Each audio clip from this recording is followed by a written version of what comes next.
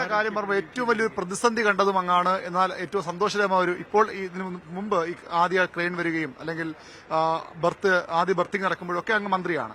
എങ്ങനെയാണ് ഈ സമരഘട്ടത്തെ, ഏറ്റവും പ്രതിസന്ധി നിറഞ്ഞ ഘട്ടത്തെ അങ്ങ് ആ സമയത്ത് എന്തായിരുന്നു അങ്ങയുടെ ഒരു മനോഭാവം? എങ്ങനെയാണ് അതിനെ തരണം ചെയ്തത്? തീർച്ചയായും നമുക്ക് കേരളത്തെ സംബന്ധിച്ചിടത്തോളം എങ്ങനെയെങ്കിലും ഈ പ്രൊജക്ട് യാഥാർത്ഥ്യമാകണം എന്ന ലക്ഷ്യത്തോടുകൂടി സമയബന്ധിതമായ പ്രൊജക്ടുകൾ തയ്യാറാക്കി, ഡേബേസ് കലണ്ടറുകൾ തയ്യാറാക്കി പ്രവർത്തനങ്ങൾ മുന്നോട്ട് പോകുന്ന ഒരു ഘട്ടത്തിലാണ് ആദ്യം നമുക്ക് കല്ലുകളുടെ ക്ഷാമം അനുഭവപ്പെട്ടു, പ്രവർത്തനങ്ങൾ മന്ദഗതിയിലാകുന്ന സ്ഥിതിവിശേഷമുണ്ടാകും, പ്രകൃതി ദുരന്തങ്ങൾ ഒന്നൊന്നായി വന്നുകൊണ്ടിരുന്നു. ആ ഘട്ടങ്ങളിലൊക്കെയും അത് പരിഹരിച്ച് മുന്നോട്ട് പോകാൻ നമുക്ക് മറ്റ് സംസ്ഥാനങ്ങളുടെ കൂടെ സഹായങ്ങൾ തേടേണ്ടി വന്നു. എല്ലാം പൂർത്തിയായി നമ്മൾ റെയിലിൽ കയറി എന്ന് തോന്നുന്ന ഘട്ടത്തിലാണ് സമരം പൊട്ടിപ്പുറപ്പെട്ടത്.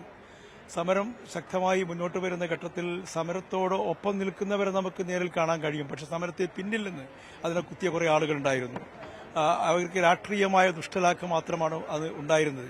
എന്നാൽ പോലും നമ്മളെ പ്രകോപിപ്പിക്കാൻ, ഗവൺമെന്റിനെ പ്രകോപിപ്പിക്കാൻ സകല ശ്രമങ്ങളും ഈ സമരസമിതിയും അതോടൊപ്പം നിൽക്കുന്ന ആളുകളും നടത്തിയെങ്കിലും ഒരു പ്രകോപനത്തിനും വിധേയമാകാതെ തികച്ചും സമന്വയത്തോടുകൂടി എല്ലാവരെയും യോജിപ്പിച്ചുകൊണ്ട് പോകണം എന്ന ഗവൺമെന്റ് നിലപാടിനനുസരിച്ച് തന്നെ മുഖ്യമന്ത്രിയുടെ പിന്തുണയോടുകൂടി സമാധാനപരമായി തന്നെ ആ സമരത്തെ നേരിടാൻ കഴിഞ്ഞു എന്നത് ചാരിതാർത്ഥ്യജനകം തന്നെയാണ്.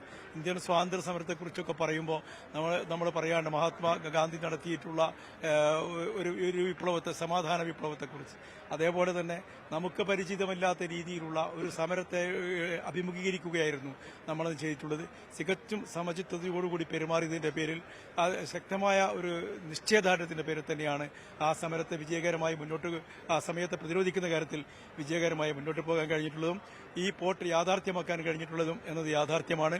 കേരളത്തെ സംബന്ധിച്ചിടത്തോളം, ഇന്ത്യയെ സംബന്ധിച്ചിടത്തോളം ഒരു അഭിമാന നിമിഷം തന്നെയാണ് എന്ന കാര്യത്തിൽ യാതൊരു തർക്കവുമില്ല.